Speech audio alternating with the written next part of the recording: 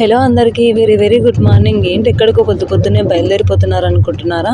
చెప్పాను కదండి 9కి నాకు ఎగ్జామ్ ఉంది, 9th మంత్ టెట్ అని. ఇంకా దానికోసమే అనమాట. మా ఆయన ఇంకా ఎలాగోలా టికెట్ అయితే కన్ఫర్మ్ చేసేసారు.